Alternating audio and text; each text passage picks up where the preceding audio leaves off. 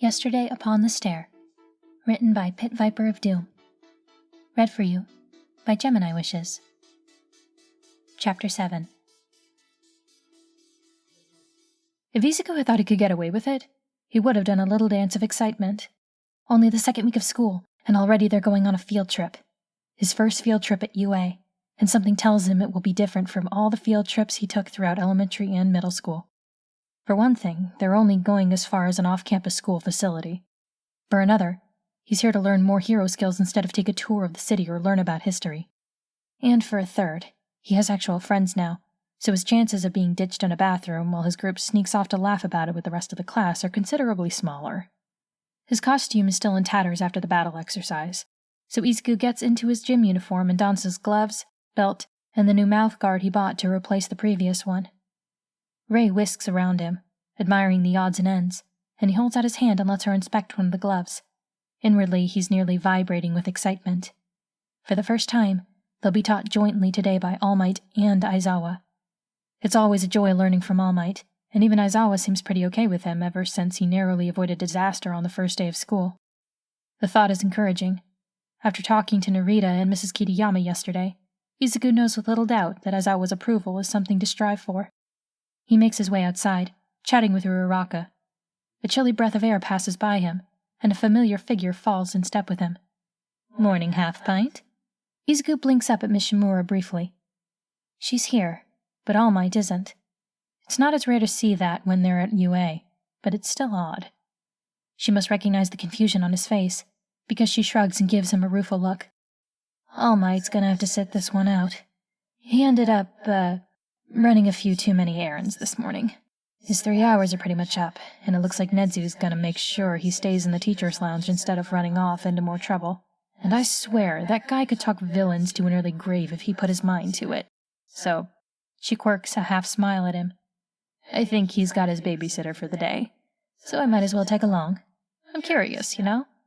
Izuku gives an almost imperceptible nod, but he can't help pulling a long face at the news. He'd really been looking forward to this joint class, too. Deku?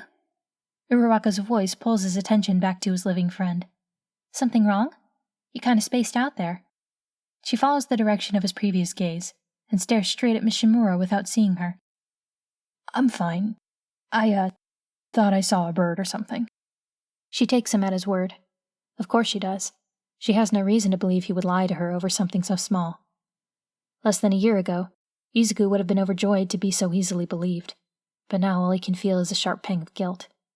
For whatever reason, Uraraka trusts him unconditionally. She takes for granted that Izuku is worth trusting, that everything he says to her is true. It makes her so much easier to lie to than his bullying classmates throughout junior high. Izuku has never felt so desperately uncomfortable with deceiving someone before. Maybe it's just because no one ever made it so easy by being his friend. Under Ida's maximum efficiency guidance, the class files onto the bus. Izuku passes close to Aizawa on his way in, and tries not to wince when Rei growls and tries to bite him when they get too close. Narita glares at her from where he stands at Aizawa's flank, but she ignores him. Wow, Miss Shimura says dryly. Your little friend there really knows how to hold a grudge. Izuku dawdles while stepping onto the bus, mouth barely moving as he murmurs back. Still hasn't forgiven him for the first day. Did you say something, Deku? Uraraka looks over her shoulder. Just talking to myself. He lies again. Before he has the chance to feel bad about it again, Kirishima gives his shoulder a friendly thump, and they get settled in their seats. That's Midoriya. Kirishima laughs. I bet your hero name will be the Mumbler. Izuku flushes red when the others laugh, but it's not shame or hurt this time. They aren't laughing at his expense, or to look down on him, and Kirishima's teasing comment wasn't an insult. It was an honest-to-goodness joke. They're laughing with him, and Kirishima just called him our Midoriya, like he's honestly one of them. It's a lot to take in. Everything here is backwards, he thinks. His classmates laugh with him, include him, talk to him, and treat him like someone worth befriending. Less than a week ago, when he ended up with 3 votes in the class rep election, they even seemed genuinely happy for him. And now Kirishima's pulling him into a conversation, complimenting his quirk, and beaming when Izuku returns the favor, like Izuku's opinion is something that matters to him. They like him. It's like they've mistaken him for someone cool.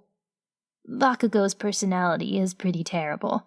Tsuyu pipes up in the middle of the conversation. I can't see him getting popular.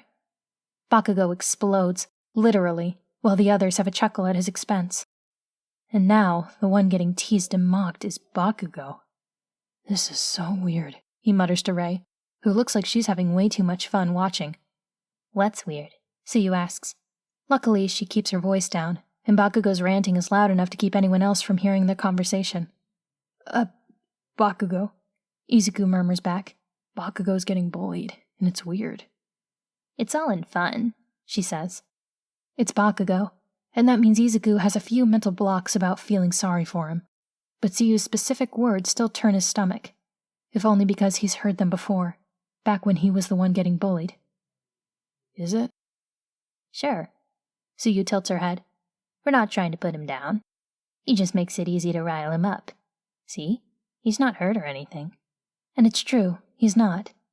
It's hard to imagine Bakugo with hurt feelings, and everyone else seems to think so too.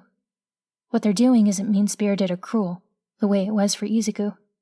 Even when an eloquent, verbose comparison between Bakugo and crap steeped in sewage rolls effortlessly off of Kaminari's tongue, Izuku understands with a jolt that they aren't doing it to be mean.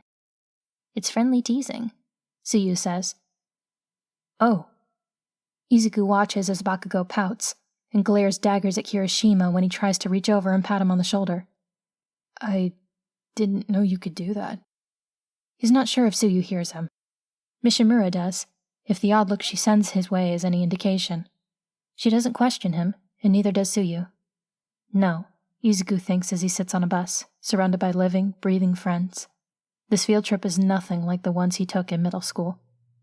Definitely nothing like them, he thinks, as he tries not to work himself into an excited panic over meeting the space hero 13. Nothing like them, he thinks, as he and his classmates gape in awe and excitement over the unforeseen simulation joint facility. Nothing like them, he thinks, as a black hole opens in the middle of the air and spirits howl and scream as they pour through. Izuku takes a step back, and Rei presses close and opens her jaws wide. Beside them, Mishimura steps in front of Izuku, placing herself between him and the oncoming wave of ghosts. What the hell? The howling mass pours forth from the black hole, scattering as they sob and shriek and wail. Izuku looks to his friends. They're all staring curiously at the direction of the black hole, and only the black hole. No one looks afraid or alarmed, just curious. The dead fly over their heads, and their howls form words. They're coming! Run, run, or you're all dead! Oh God, there are children here! Get out of here! Run! They can't hear us! Without thinking, Izuku steps forward. What's going on? He calls, trying to get the attention of at least one of them. He tries to take another step towards the portal and its ghosts, but a firm hand in front of his chest stops him. Rei lets out a growl. Aizawa has moved forward, placing himself between the students and the black hole. 13 is doing the same. Aizawa speaks then, his voice almost lost beneath the cacophony of the dead. Villains, he says simply, and a moment later Izuku sees them emerge. They're very much alive, formed into loose, disorganized ranks, and they're stepping through the black hole like something out of a nightmare. 13 and Eraserhead, a voice booms. That's odd. The schedule we received told us that 13 and All Might were supposed to be teaching this class. Where is he? The unfamiliar voice cuts through the din so cleanly that for a moment, Izuku is sure it can only be another ghost. But no. Izuku sees the ghosts turning, hears their voices quieting. They're all looking in the same direction, at the same person. A man stands at the back of the villains, shoulders hunched, hands hanging loosely at his sides. At least, the hands that belong to him. There are many more pairs of hands, disembodied and pale, hanging from him as if part of a grotesque costume. On his arms, his ribs, around his neck as if strangling him. One hand covers his face like a mask. I went through all the trouble of bringing them, the man with severed hands says, and he's not even here. Where is All Might? They said he would be here. His head tilts to the side. I wonder if he'll come if we kill some kids. A sharp intake of breath turns Izuku's head, and his blood runs cold. Mishimura was standing beside him before. but now she floats several meters back, standing shock still as if she's seen a ghost. Her eyes are still blank and wide, but the outline of her form wavers, and her face is a mask of frozen horror. Her lips part, and her voice is so small. No. She's shaking from head to toe. No, he can't have. Izuku edges closer to her, zeroing in on her so that all other voices fade into the background. "Mishimura?" he says under his breath. Her hand moves to cover her mouth, and she doesn't answer. "Everyone back on the bus," Aizawa says. The scarf ripples around him as he walks forward. He reaches for the goggles hanging around his neck. 13, start the evacuation. Try calling the school. If the sensors are out, then they may have someone with a radio jamming quirk. "Oh man," Narita murmurs, his voice tight with excitement. "You're gonna see him cut loose now. This is gonna be so cool." "He's outnumbered," Izuku says under his breath. "His style is ambushing, erasing, and then capturing, not fighting a crowd by himself." With the ghost screams burning in his ears, he misjudges how quietly he speaks. Aizawa glances over his shoulder and briefly meets his eyes.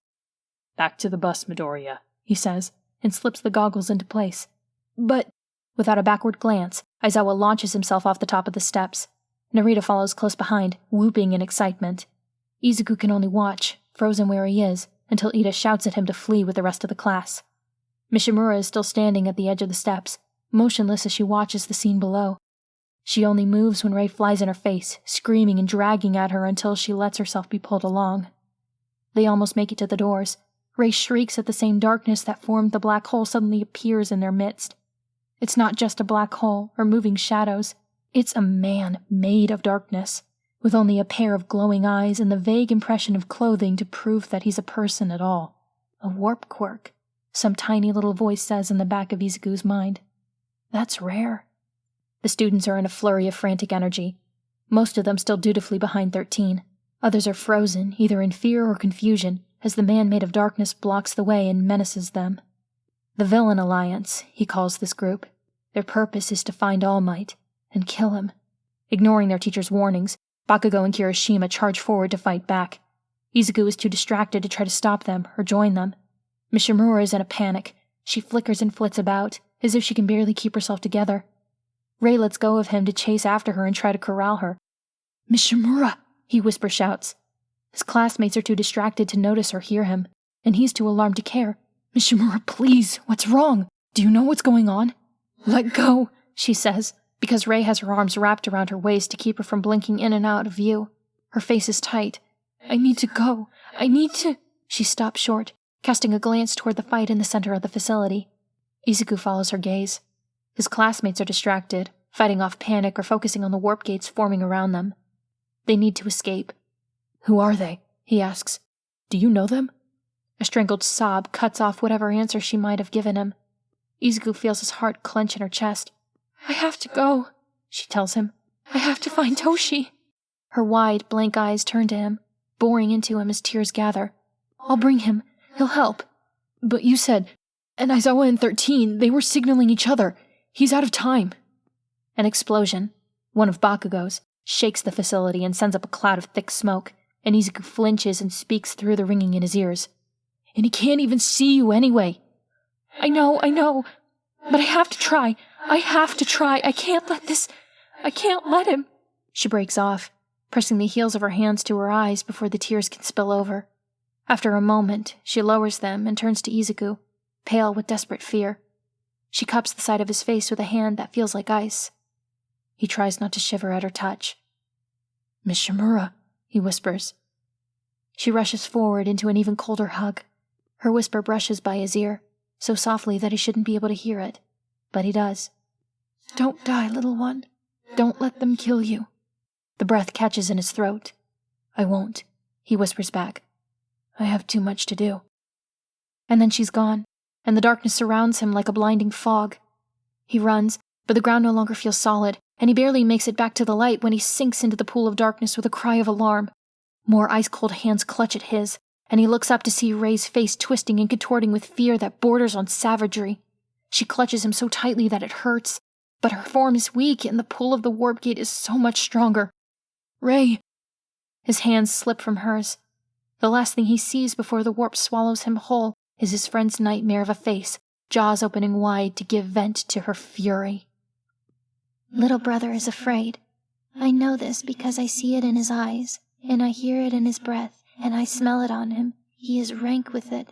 That's not good. Little brother is never afraid, not unless the bully comes too close to him. He wasn't even afraid of me when I first found him, back when he was still little, even littler than me. He's not so little now, but he is still my little brother, because I will protect him. I will watch him.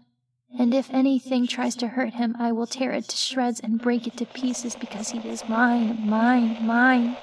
But he is afraid now, and I am also afraid, because the darkness is here, and it's not my darkness. It's not the same, it's someone else's. It belongs to someone who wants to hurt him, and I won't let them, I won't let them. But it is too fast, and I am dead, and I have been dead for so long, and I cannot remember being anything else. I cannot touch this dark. I cannot stop it as it surrounds little brother and he starts to fall. I catch his hand in both of mine, and I scream, and I want to cry, and he looks at me with big, big eyes, and he is afraid. The darkness takes him. It takes him and swallows him whole, and he is gone, gone, gone, and I cannot find him in the dark. There are many people here, big people, living people, surrounded by those who are dead. They are killers. They spread death, and death follows them. They came and brought dead things with them, and they brought the darkness that stole him away. They took him.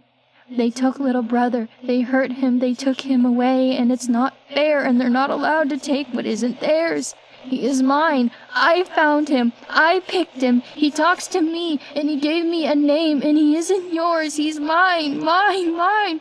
Give him back. Give him back, or you'll be sorry. He's not yours. He is mine. My little brother. My friend. Mine.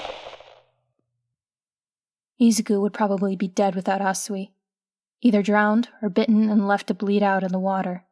But his classmate's powerful kick sends the shark-faced villain flying underwater before her tongue wraps around his chest and she tows him back to the surface. Coughing and spluttering, Izuku scrambles to be more helpful than a dead weight as Asui lifts both him and a dripping Mineta to the momentary safety of the boat. The first thing he hears when his ears are cleared of water is the screaming. He can't even discern the voice that's responsible, because it doesn't sound like a voice at all. There's an almost physical weight to the voice, and it keeps him crouched low to the deck of the boat, clenching his teeth as it rings painfully in his skull. Is this someone's quirk? Does one of the villains have a vocal power the way Present Mike does? Tears gather in his eyes as his head aches, but thankfully he's too soaking wet for anyone to notice. "Hey," Mineta says, prodding at him worriedly. "Midoriya, you're not hurt, are you? What's the matter?" "Do we know who's doing all the screaming?" he manages to gasp out. How can they stand it? Asui doesn't even seem bothered by the noise at all. Mineta cocks his head, confused. "What screaming?" Closer to the railing, Asui tilts her head this way and that. "I think I hear it, a little. You must have really good ears, Midoriya." She croaks worriedly. "It might be some of our classmates. That villain had warp powers. He must have scattered us all over the facility. I hope they're all right." Izuku forces himself to his feet, swaying a little as the painful noise pervades his bones and vibrates the very marrow at their core. Asui and Mineta are talking to each other, unaffected. They don't hear it, he realizes dimly, and that can only mean one thing. Whoever is doing it is dead. He makes it to the railing and leans there, focusing his eyes on the scene around him. The warp villain has dropped them in the flood simulation zone. All around, the water surface ripples as various aquatic villains close in on the boat. And beyond that, toward the central plaza of the facility, bile rises in his throat and his breath hitches. "Ray." Across the water, in the distance, there is another black hole, far different and far more familiar than the warp villain's portals. At least the warp gates had some semblance of order and control. This darkness lashes and roils, shifting and heaving like it's alive, like it's angry. Her threat displays whenever Bakugo comes near cannot compare to this. Her temper tantrum after Aizawa erased his quirk cannot come close. He's seen this before. Perhaps not at this scale, but he's seen it. Ray is angry. She is terrified. And if he doesn't get to her, She might get angry and terrified enough to hurt someone. Minetta, he hears Suyu say, don't you think if they put together this whole plan to kill All Might, then it's probably because they have a way to do it? Kill All Might? Why would they do that? Because he's the number one? Is it for renown? Or is it to get rid of the main deterrent against crime? Ray's screams reach a fever pitch, and he shakes himself. There's no time to worry about that anyway. Besides, they're out to kill the man that Izuku has looked up to since before he could read. The very man who gave him his one chance to achieve his lifelong dream. The why doesn't matter. We have to get over there, he says, gripping the railing until his knuckles are white. We have to help them. He glares fiercely at his classmates.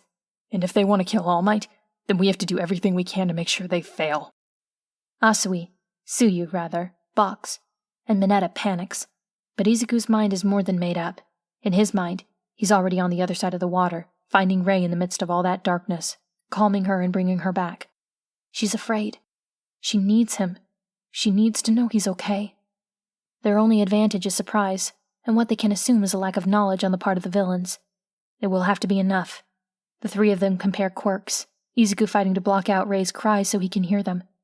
He eyes the villains, and the beginnings of a strategy knit themselves together in his head. In a matter of moments, he throws a plan together. He'll have to sacrifice a couple of fingers. There's no getting around that. But it's only 2 fingers. He's seen ghosts with missing limbs, half-severed heads, and slashed throats. He can make it through this with only 8. He launches himself from the boat, and with one flick he shatters the bones in his thumb and 3rd finger, then sends a shockwave of force straight at the surface of the water. The villains go tumbling helplessly as the water surface rapidly spreads apart from the point of impact. Those that aren't knocked out by the initial strike are left flailing in the current and fighting just to keep their heads above the water. Gritting his teeth against the pain, he yells for his classmates. Suyu performs a spectacular leap and catches him around the waist with her tongue. Hanging from her arms, Minetta screams in fear and defiance and hurls sticky balls under the water until blood runs down his face. The water converges again, bringing villains and sticky orbs with it. In a matter of moments, the menacing force is trapped in a struggling pile, stuck fast to each other as they bob in the still heaving water. Suyu carries them clear of the villains. They hit the surface at a safe distance and swim the rest of the way to shore. So what do we do? Suyu asks, as they approach the edge of the water. I mean, Midoriya, we're just students. What can we do against all these villains? Whatever we can, Izuku says distractedly. Look, you don't have to come with me. There's just something I need to do. You're crazy, Minetta mutters, clinging to Suyu with a bit more enthusiasm than their current situation really warrants. Suyu hesitates. She doesn't quite frown. Her mouth isn't really shaped for frowning, but her brow furrows thoughtfully. I'll come with you, she says. You're the one with the plan, Midoriya. Izuku bites his lip. He doesn't have much of a plan now. He's surrounded by armed villains and screaming, howling ghosts. The presence of the latter pounds a single, cold, hard fact into him. These aren't just criminals he's dealing with. These are killers, cutthroats, and murderers all. They're here to kill All Might. They're here to kill his classmates if it means drawing All Might out. And if Izuku is too slow, too weak, or too hesitant, then they'll kill him too. He'd rather not die today, if he can avoid it. Mishimura asked him not to, and besides, he has far too much to do. I don't have a plan, he says. You got us out of that, Suyu points out, jerking her head back at the ruined boat in the shipwreck zone. Ray's screaming presses against his brain, squeezing the heart in his chest. The darkness lashes. He can't see where she is, and he can barely see the fighting that's still going on among all these villains. He looks back and meets Suyu's eyes, stares at her long and hard until she blinks first. Suyu, he says quietly, so quietly that he can barely hear his own voice over his friend's hideous cries. Don't follow me. Turning, Izuku runs straight towards the battling villains, straight into the thrashing darkness that only he can see.